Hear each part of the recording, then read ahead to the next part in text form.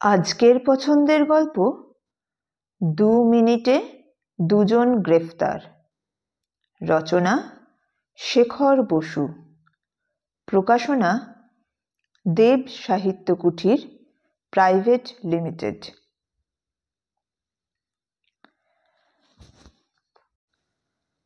চিন্ময় দরজা খুলতেই রমাপ্রসাদবাবু কেমন যেন ঝাঁপিয়ে পড়ে ওর হাত ধরে বললেন, তুমি আমাকে বাঁচাও চিন্ময়, ভয়ঙ্কর বিপদের মধ্যে পড়েছি। রমাপ্রসাদবাবু যতখানি উত্তেজিত, চিন্ময় ঠিক ততখানি শান্ত। শান্ত গলায় বলল, বসুন। রমাপ্রসাদবাবু প্রতিবাদ করতে গিয়েও পারলেন না, ধপ করে বসে পড়লেন চেয়ারের ওপর। চিন্ময় বাঁকা চোখে দেখতে লাগলো ওকে। চিন্ময় আগে বাঁকা চোখে তাকাতো না, এখন তাকায়। কেননা ও কিছুদিন হলো জানতে পেরেছে যে যারা বেশি বুদ্ধিমান তারা সোজা চোখে তাকায় না। রমাপ্রসাদবাবু অসহিষ্ণু হয়ে বলে উঠলেন, আরে বাবা, আমার দিকে অত তাকাবার কি আছে? আমি চোরও নই, ডাকাতও না। আমি হচ্ছে গিয়ে থানার দারোগা। বিপদে পড়ে তোমার কাছে সাহায্য চাইতে এসেছি, আর তুমি কিচ্ছুটি না শুনেই আমাকে সন্দেহ করতে শুরু করে দিলে। এ কেমন তোমার গোয়েন্দাগিরি? নাকি আমার সঙ্গে ঠাট্টা করছো? রমাপ্রসাদবাবুর গলাটা একটু ভার ভার হয়ে উঠল। শখের গোয়েন্দা চিন্ময়ের বয়স মাত্র 17। মাঝারি মাপের সাধারণ চেহারা। ছেলে মানুষ মুখ জোর করে টেনে আনা বড় মানুষই ভাব। কিন্তু তা নিয়ে ঠাট্টা করার সাহস কারও নেই, কেননা চিন্ময় এই বয়সেই 5টা খুনের কিনারা করেছে। চোর ডাকাত ধরেছে গোটা 15। চিন্ময় এতক্ষণ ডান দিকে মুখ ঘুরিয়ে রমাপ্রসাদ বাবুকে দেখছিল। এবার বাঁ দিকে মুখ ঘুরিয়ে ওকে দেখতে দেখতে বলল, কি ব্যাপার বলুন তো? রমাপ্রসাদ বাবু অভিমানী গলায় বললেন, তুমি কি চাও? আমি এই বয়সে চাকরি থেকে বরখাস্ত হই? না। তুমি কি চাও 20 বছরের এই পুরনো জায়গা ফেলে আমি অজপাড়াগায় বদলি হয়ে যাই? না। তাহলে তুমি আমাকে বাঁচাও। রমাপ্রসাদ বাবু রীতিমতো ভেঙে পড়লেন। কিন্তু চিন্ময়ের গলার স্বরে একটুও পরিবর্তন দেখা গেল না। ঠিক আগের মতো শান্ত গলায়ও বলল, পুরো ব্যাপারটা আপনি খুলে বলুন। আমার মনে হয় আমাদের হাতে খুব বেশি সময় নেই। ঘড়ির দিকে তাকিয়ে আঁতকে উঠে রমাপ্রসাদ বাবু বললেন, ঠিক বলেছ, আমাদের হাতে আর মোটে 45 মিনিট সময় আছে। সমস্ত ব্যাপারটাই তোমাকে বলছি। কিছুক্ষণ আগে খোদ বড় সাহেব একটা ওয়্যারলেস মেসেজ পাঠিয়েছেন আমার কাছে। সেটা হলো, এই যে হাওড়া মেলটা আসছে তাতে 2জন দাগি স্মাগলার আছে। বিরাট একটি ইন্টারন্যাশনাল র্যাকেটের মেম্বার দুজনেই। একজন পাচার করছে অষ্টধাতুর একটি প্রাচীন মূর্তি, আর একজনের সঙ্গে আছে একটা রিসার্চ ফাইন্ডিং, আর 2 লিটার পিওর অ্যালকোহল। ওরা কি এই স্টেশনেই নামবে না হাওড়ায়? কোনো খবর আছে? না, পরিষ্কার কোনো খবর নেই। এখানে নামতেও পারে, আবার নাও নামতে পারে। তবে দরকার হলে কম্পার্টমেন্টে তল্লাশি চালিয়ে ওদের ধরার অর্ডার দেওয়া হয়েছে আমাকে। হাওড়াতেও তো রেড হবে? হ্যাঁ, তাও হবে। তবে মিছিল ফেরত হাজার হাজার লোক হাওড়া স্টেশন বোঝাই হয়ে আছে বলে এই স্টেশনের ওপর জোর দেওয়া হয়েছে। এই স্টেশনে হাওড়া মেল মোটে 2 মিনিট দাঁড়াবে। এই 2 মিনিটের মধ্যে কখন আমি সার্চ করব, কখন আমি গ্রেফতার করব, এটা কি সম্ভব? হায় ভগবান, কি যে আমার কপালে নাচছে। বড় সাহেব এমনিতেই আমার উপর চটা, এবার নির্ঘাত আমাকে পাড়াগাঁয়ের দিকে বদলি করে দেবে। রমাপ্রসাদ বাবু চওড়া কপালের ওপর মোটা মোটা ঘামের দানা জমে উঠেছে অনেকগুলো। উনি সম্পূর্ণ অসহায়ের মতো চেয়ার ছেড়ে উঠে দাঁড়ালেন। চিন্ময় এবার আগের চাইতেও বাঁকাভাবে রমাপ্রসাদ বাবুর দিকে তাকিয়ে জিজ্ঞেস করলো, ওরা কোন ক্লাসে ট্রাভেল করছে কিছু জানিয়েছে? জানিয়েছে, ফার্স্ট ক্লাসে। তাহলে তো আপনার কাজের কিছুটা সুবিধা হলো। চিন্ময় মৃদু হেসে বলতেই রমাপ্রসাদ বাবু ক্ষেপে উঠে বললেন, সুবিধে না কচু, আরও খবর আছে। ফার্স্ট ক্লাসে ওই কম্পার্টমেন্টে আরও 5 জন বড় বড় লোক আসছে। একজন central minister of state, external অ্যাফেয়ার্সের এক ডেপুটি সেক্রেটারি, আর 3 জন বিখ্যাত রাজনৈতিক নেতা। মেসেজে স্পেশাল নোট আছে, আমি যেন কাউকে একটু হ্যারাস না করি। আরে বাবা, আমি কি হাত গুনতে জানি?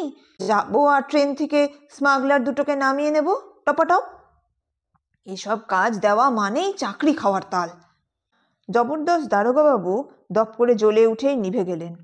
তারপর কাঁদো কাঁদো মুখ করে বললেন, চিন্ময়, তুমি আমার ছেলের মতো, বন্ধুর মতো, এই যাত্রা আমায় উদ্ধার করো। চিন্ময় দেওয়াল ঘড়ির দিকে তাকিয়ে হঠাৎ ব্যস্ত হয়ে বলল, সত্যি আর সময় নেই, দাঁড়ান, 1 মিনিটের মধ্যে আমি তৈরি হয়ে আসছি। ঠিক 1 মিনিটের মধ্যেই ও তৈরি হয়ে এলো। দরদর করে ঘামতে ঘামতে ঘরের ভেতর অস্থিরভাবে পায়চারি করছিলেন দারোগাবাবু। কি যেন বলতে যাবেন চিন্ময়কে, তার আগেই ও বলে উঠল, 1 মিনিট, একটা ফোন করতে হবে। আবার 1 মিনিট? এসে ফোন করলে হতো না? কোনো উত্তর না দিয়ে ভেতরের ঘরে ফোন করতে চলে গেল চিন্ময়। ফিরে এলো 1 মিনিটের জায়গায় 4 মিনিট পরে। এই 4 মিনিটের মধ্যে দারোগাবাবুর খাকি জামার বুকের কাছটা ভিজে গেছে একদম। চিন্ময়কে দেখেই উনি চলো বলেই 3 লাফে রাস্তায় গিয়ে নিজের জিপে উঠে বসলেন। চিন্ময় উঠতেই ড্রাইভার স্টার্ট দিয়ে দিল। গাড়ি কিছুটা যাওয়ার পরে দারোগাবাবু বললেন, আমাকে একবার বাড়ি হয়ে যেতে হবে তো। কেন? বাহ, পুলিশের পোশাকটা ছেড়ে যেতে হবে না? প্লেন ড্রেসে না গেলে স্মাগলাররা তো অ্যালার্ট হয়ে যাবে। দারোগাবাবু ভেবেছিলেন চিন্ময়ের বুদ্ধির তারিফ করবে, কিন্তু তা হলো না। চিন্ময় গম্ভীর গলায় বলল, না, সাদা পোশাকে যাওয়ার দরকার নেই। আপনি পুলিশ ইউনিফর্মেই চলুন, আর সঙ্গে 4 জন আর্মড কনস্টেবল নিয়ে নিন। দারোগাবাবু তর্ক তুলতে গিয়েও তুললেন না। চিন্ময়ের কথা মতো থানা থেকে 4 জন সশস্ত্র কনস্টেবল তুলে নিলেন। জিপ যখন স্টেশনে এসে পৌঁছলো, তখন হাওড়া মেল আসতে আর মাত্র 5 মিনিট বাকি। উত্তেজনায়, দুশ্চিন্তায় দারোগাবাবুর জামা ভিজে গেছে একদম। কি করবেন ভেবে না পেয়ে কনস্টেবল 4 জনকে সম্পূর্ণ অকারণে ধমকালেন, সার দিয়ে দাঁড় করালেন, তারপর স্টেশনের প্ল্যাটফর্মে মার্চ করালেন কিছুক্ষণ। হাওড়া মেল স্টেশনে এসে পৌঁছতে আর মোটে 1.5 মিনিট বাকি। চিন্ময় খুব বাঁকা চোখে দারোগাবাবুর দিকে তাকিয়ে বলল, হাওড়া মেল বিরাট লম্বা গাড়ি। ট্রেনের একদিক থেকে আরেক দিকে পৌঁছতেই আপনার মিনিট 5 লেগে যাবে। কখন আপনি গাড়িতে উঠবেন, কখনই বা তল্লাশি চালাবেন? ট্রেন এখানে তো দাঁড়াবে মাত্র 2 মিনিট। তাহলে? দারোগাবাবু একেবারে হতাশ হয়ে পড়লেন। আমাদের এমন জায়গায় দাঁড়াতে হবে যেখান থেকে ওই কম্পার্টমেন্টটা খুব কাছাকাছি হয়, তাহলে আমাদের হাতে কিছুটা সময় থাকবে। সেটা কি করে সম্ভব? চিন্ময় মনে মনে কি যেন হিসেব করল, তারপর বলল, চলুন আমরা চায়ের স্টলটার সামনে দাঁড়াই, মনে হয় ওখানেই ওই কম্পার্টমেন্টটা দাঁড়াবে। একটু পরেই ঘন্টা বাজলো। তারপর হুস হুস হুস হুস করতে করতে বিরাট লম্বা হাওড়া মেলটা স্টেশনে এসে দাঁড়ালো। দারোগাবাবু চোখ ঠিকরে বেরোবার জোগাড়, কিন্তু দৃষ্টি দেখে বোঝা যাচ্ছিল উনি কোনো কিছুর তাল পাচ্ছেন না। ট্রেনটা দাঁড়াতে না দাঁড়াতেই প্ল্যাটফর্মে যেন বাজার বসে গেল। চায়, চায় গরম, চায়, পুরি, লাড্ডু। ফেরিওয়ালাদের চেঁচামেচির সঙ্গে সঙ্গে ব্যস্ত সমস্ত যাত্রী আর কুলিদের ছোটাছুটি। চিন্ময়ের সামনেই একটা ফার্স্ট ক্লাস কম্পার্টমেন্ট। সামনের দরজা খুলে বেরিয়ে এলো 3 জন সুবেশ যাত্রী। চিন্ময় ওদের দিকে খুব তীক্ষ্ণ দৃষ্টিতে তাকিয়ে থাকলো কয়েক মুহূর্ত। তারপর চাপা গলায় বলল, মধ্যিখানের ওই লোকটাকে অ্যারেস্ট করুন। কোনটা কোনটা? দারোগাবাবু বিহ্বল হয়ে উঠলেন। ওই যে টেকো লোকটা। দারোগাবাবু প্রায় দৌড়ে গিয়ে লোকটাকে জাপটে ধরলেন। চারিদিকে ঘিরে ফেললো 4 জন সশস্ত্র কনস্টেবল। ভদ্রলোকের মাথায় টাক পড়ে গেলে কি হবে, বয়স খুব একটা বেশি নয়। পরনে ধপধপে সাদা হাওয়াই শার্ট আর ট্রাউজার্স, বাঁ হাতে একটা অফিস ফাইল। ভদ্রলোক উত্তেজিত হয়ে জিজ্ঞেস করল, কি কি ব্যাপারটা কি? চিন্ময় কথার উত্তর না দিয়ে 2 জন কনস্টেবলের দিকে তাকিয়ে বলল, তোমরা একে ধরে রাখো। তারপর বাকি 3 জনকে বলল, আপনারা আসুন আমার সঙ্গে। বলেই দৌড়ে গিয়ে সামনের ফার্স্ট ক্লাস কম্পার্টমেন্টে উঠে পড়ল। ওর পেছন পেছন দারোগাবাবু আর 2 জন কনস্টেবল।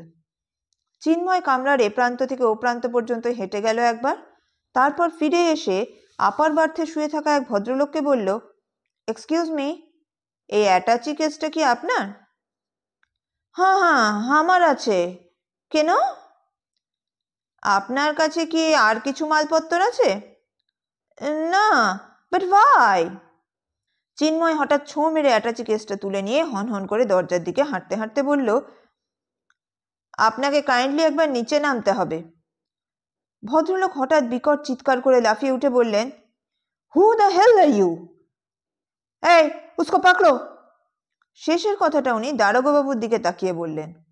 বলতেই কিংকর্তব্য বিমূঢ় দারোগাবাবু দৌড়ে প্ল্যাটফর্মে নেমে গিয়ে চিন্ময়ের হাত চেপে ধরলেন।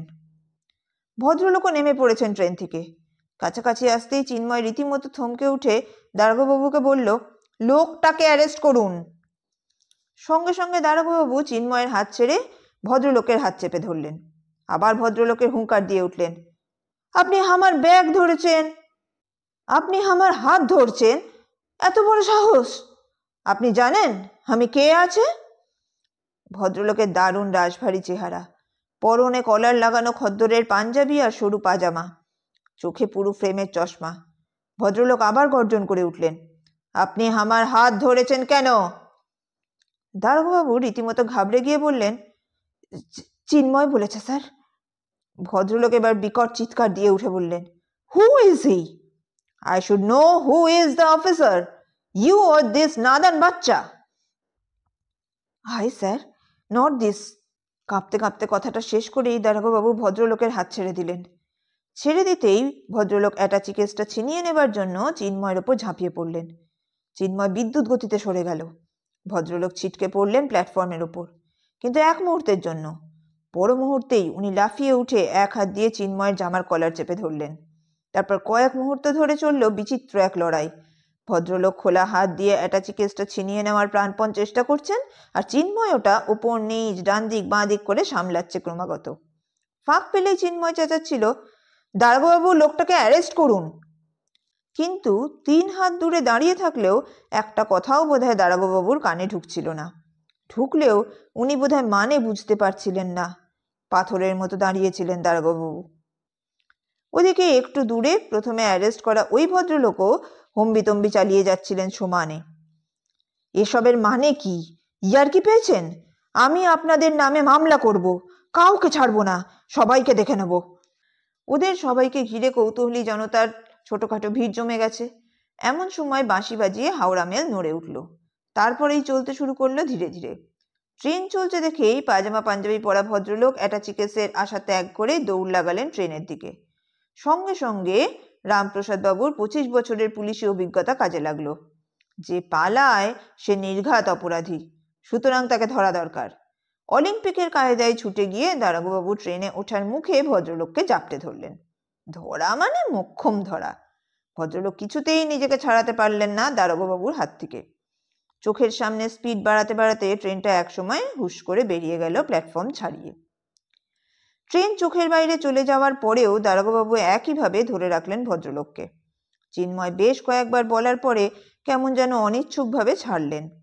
ভদ্রলোকের চোখ মুখ লাল হয়ে গেছে, কি যেন বলতে গিয়েও পারলেন না।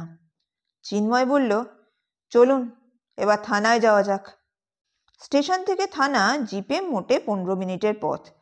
সারাটা পথ দারোগাবাবু একটা কথাও বললেন না। ওকে দেখে মনে হচ্ছিল উনি ওর মধ্যে নেই। মুখে চোখে কালির ছাপ ধরে গেছে। ওই 2 ভদ্রলোকও গুম হয়ে বসে আছেন। শুধু চিন্ময়কে কেমন যেন ঝলমলে দেখাচ্ছিল। থানায় ঢুকেই চিন্ময় তল্লাশি চালালো। অ্যাটাচি কেস থেকে বেরিয়ে এলো অষ্টধাতুর প্রাচীন মূর্তি, আর অফিস ফাইলে পাওয়া গেল রিসার্চ ফাইন্ডিং। ফাইলওয়ালা ভদ্রলোকের ট্রাউজার্সের নিচে ডান উরুতে সরু টিউব জড়ানো ছিল। তার মধ্যে পাওয়া গেল 2 লিটার পিওর অ্যালকোহল। চিন্ময় টিউবটা খুলে নিয়ে টেবিলের ওপর রাখলো। তল্লাশি চালাবার আগের মুহূর্ত পর্যন্ত দারোগাবাবু গভীরভাবে চিন্তা করছিলেন চাকরি গেলে খাবেন কি, বড় সংসার, বউ ছেলে মেয়েদের উপায়ই বা কি হবে। কেননা উনি ধরেই নিয়েছেন যে ভুল করে একজন কেন্দ্রীয় মন্ত্রী আর একজন রাজনৈতিক নেতাকে গ্রেফতার করা হয়েছে। এখন তল্লাশি চালিয়ে চোরাই জিনিসগুলো বেরিয়ে পড়তেই উনি আনন্দে লাফিয়ে উঠে চিন্ময়কে জড়িয়ে ধরলেন। চিন্ময় কোনো রকমে নিজেকে ছাড়িয়ে নিয়ে বলল, আপনি শিগগির চিফকে জানিয়ে দিন যে লোক দুটো বামাল ধরা পড়েছে, না হলে বেকার আবার হাওড়া স্টেশনে রেড হবে। রাইট রাইট বলে দারোগাবাবু লকআপে ঢুকিয়ে দিলেন স্মাগলার দুটোকে। তারপর ছুটে পাশের ঘরে চলে গেলেন টেলিফোন করতে। একটু বাদেই ওর গলার স্বর ভেসে এলো এ ঘরে, Ramaprasad Biswas speaking sir. Raid conducted sir. Both of them arrested sir, smuggle goods seized sir. দারোগাবাবু যখন টেলিফোন সেরে এ ঘরে ফিরলেন তখন ওকে দেখে মনে হলো ওর বয়স প্রায় 15 বছর কমে গেছে। চোখ মুখ ঝকমক করছে খুশিতে। চিন্ময় জিজ্ঞেস করলো, কি বললেন চিফ? বললেন, অনেক কিছু বললেন। আমার চাকরি জীবনে আমি নাকি এত বড় কাজ আর একটাও করিনি। আরে মশাই, বলে কি না ওই পুঁচকে মূর্তি আর হিজিবিজি আঁকা কাগজগুলোর দাম 50 লাখ টাকা। গোল গোল চোখ করে কয়েক মুহূর্ত চুপ করে থাকার পরে দারোগাবাবু বললেন, ভালো কথা, ডিডির একটা স্পেশাল টিম এক্ষুনি এখানে এসে হাজির হবে। তুমি এবার বলো তো, কি করে 2 মিনিটের মধ্যে লোক দুটোকে ধরলে? আমার মাথায় তো কিচ্ছু ঢুকছে না। চিন্ময় একটু হেসে বলল, আপনার কপাল ভালো, তাই ওরা ধরা পড়েছে। দারোগাবাবু 2 হাত তুলে প্রতিবাদ করে বললেন, কপালের ব্যাপার ট্যাপার নয়, ধরা পড়েছে তোমার বুদ্ধির জোরে। একটু ভেঙে বলো ভাই, না হলে সারা জীবন চেষ্টা করলেও আমি এর কোনো হদিশ পাবো না। চিন্ময় রহস্যময় ভঙ্গিতে হেসে চুপ করে থাকলো কয়েক মুহূর্ত। তারপর বলল, টেকো লোকটাকে ধরলাম ওর প্যান্টের ইস্ত্রি দেখে। ইস্ত্রি? হ্যাঁ, লোকটার প্যান্টে খুব কড়া ইস্ত্রি ছিল। বাঁ পায়ের ইস্ত্রিতে একটুও ভাঁজ পড়েনি, কিন্তু ডান পায়ের উড়ুতে ইস্ত্রি নেই। কেন নেই? নির্ঘাত ডান পায়ের উড়ুতে গোল করে কিছু জড়ানো আছে। আছে বলেই ডান পায়ের ওই জায়গাটা খুব বেশি মোটা হয়ে প্যান্টের ইস্ত্রি নষ্ট করে দিয়েছে। বুঝতে পারলাম লোকটা সন্দেহজনক, সুতরাং ধরো ওকে। কিন্তু তখন কে জানতো যে এর কাছেই পিওর অ্যালকোহল টিউবের সঙ্গে সঙ্গে রিসার্চ ফাইন্ডিংটাও পাওয়া যাবে। দারোগাবাবু ছেলে মানুষের মতো হাততালি দিয়ে বললেন, সাব্বাস! আচ্ছা, ওই মন্ত্রী মার্কা লোকটাকে ধরলে কি করে? সাংঘাতিক লোক, উফ, যেমন চেহারা তেমনই বলচাল। ওকে ধরার ব্যাপারে আপনার পুলিশ ইউনিফর্ম অনেক সাহায্য করেছে। কিরকম? আপনাকে ওই জন্যই সাদা পোশাকে যেতে নিষেধ করেছিলাম। আসলে একটা ব্যাপার কি জানেন, অপরাধী যত কুখ্যাতই হোক না কেন, পুলিশ দেখলে তার কোনো না কোনো রকম প্রতিক্রিয়া হবেই। হাতে মাত্র 2 মিনিট সময়, আমি তাই প্রতিক্রিয়া দেখে অপরাধী শনাক্ত করতে চেয়েছিলাম, এবং করলামও। কিভাবে? আমি তো কোনো যাত্রীর কোনো রিয়াকশন দেখিনি। তেমনভাবে লক্ষ্য করলেই দেখতেন। আপনাকে দেখেই ওই লোকটা একটা ম্যাগাজিন টেনে নিয়ে পড়তে শুরু করে দিয়েছিল। চিন্ময়ের কথা শুনে দারোগাবাবু যেন অথই জলে পড়লেন। তারপর কপালে এক গাদা ভাঁজ ফেলে বললেন, ম্যাগাজিন পড়ছিল তো কি হয়েছে? ট্রেনে তো অনেকেই সময় কাটাবার জন্য ম্যাগাজিন, খবরের কাগজ, বই টই পড়ে। চিন্ময় একটু হেসে বলল, ঠিকই বলেছেন, ব্যাপারটা খুবই স্বাভাবিক, কিন্তু এক্ষেত্রে অস্বাভাবিক হয়েছিল। কিরকম? লোকটা নির্ঘাত ম্যাগাজিন পড়ার ভান করে আপনাকে আর কনস্টেবল দুজনকে দেখছিল আর চোখে। কি করে বুঝলে? লোকটা তাড়াহুড়োর মাথায় ম্যাগাজিনটা উল্টো করে ধরে রেখেছিল। যাওয়ার সময়ও দেখলাম উল্টো, ফেরার সময়ও দেখলাম উল্টো। এবার আপনিই বলুন, যে লোকটা উল্টো করে ধরে ম্যাগাজিন পড়ে সে সন্দেহজনক কিনা? চিন্ময়ের ব্যাখ্যা শুনে দারোগাবাবু এতই অভিভূত হলেন যে কি বলবেন ঠিক করতে না পেরে উঠে এসে চিন্ময়ের হাত দুটো জড়িয়ে ধরলেন। তারপর নিজেকে একটু সামলে নিয়ে বললেন, আচ্ছা, তুমি কি করে জানলে যে ফার্স্ট ক্লাসের ওই কম্পার্টমেন্টটা ঠিক চায়ের স্টলের সামনে এসে দাঁড়াবে? হাওড়া মেলে তো আরো অনেক ফার্স্ট ক্লাস কম্পার্টমেন্ট ছিল। এটা তো খুব সহজ কাজ। ওই কম্পার্টমেন্টে আরো কয়েকজন বিখ্যাত ব্যক্তি ছিলেন, সুতরাং কম্পার্টমেন্টের নম্বর জানতে অসুবিধা হওয়ার কথা নয়। রেলওয়ে রিজার্ভেশন ডিপার্টমেন্টকে ফোন করতেই জানিয়ে দিয়েছিল। বাড়ি থেকে বেরোবার আগে একটা ফোন করেছিলাম, মনে পড়ছে? হ্যাঁ হ্যাঁ, মনে পড়েছে। তোমাকে কি বলবো ভাই, তুমি হলে একটু অদ্ভুত। না না, আশ্চর্য, যাকে বলে আশ্চর্যতম। চিন্ময় দারোগাবাবুকে থামিয়ে দিয়ে গম্ভীর মুখে বলল, আপনি যেটা আশঙ্কা করছিলেন সেটা কিন্তু ঘটতে পারে। কোনটা? কিসের আশঙ্কা? ওই যে বলছিলেন না আপনাকে বদলি করে দিতে পারে, তার সম্ভাবনা রয়ে গেছে। তবে এটা আর শাস্তি হিসাবে নয়, আপনার কাজে খুশি হয়ে চিফ হয়তো আপনাকে হেডকোয়ার্টার্সে নিয়ে যেতে পারেন। আমি যাব না। প্রমোশন রিফিউজ করবেন? আলবাত করব। কেন? ওখানে একা একা গিয়ে করবোটা কি? ওখানে তো আমি আর বিপদে আপদে বিখ্যাত প্রাইভেট ইনভেস্টিগেটর চিন্ময় গুহকে হাতের কাছে পাবো না। বহুক্ষণ বাদে চিন্ময় এই প্রথম বাঁকা চোখের বদলে সোজা চোখে তাকালো দারোগাবাবুর দিকে। ওর ছেলে মানুষ মুখে জোর করে টেনে আনা বুড়ো মানুষই ভাবটা সরে গেল মুহূর্তের জন্য। লাজুক হয়ে চিন্ময় একটুখানি হাসল। পাঠ ভালো লাগলে একটি লাইকের মাধ্যমে তা জানিয়ে যান। আর এই রকম গল্প আরও শুনতে চ্যানেলটি সাবস্ক্রাইব করতে ভুলবেন না। ধন্যবাদ।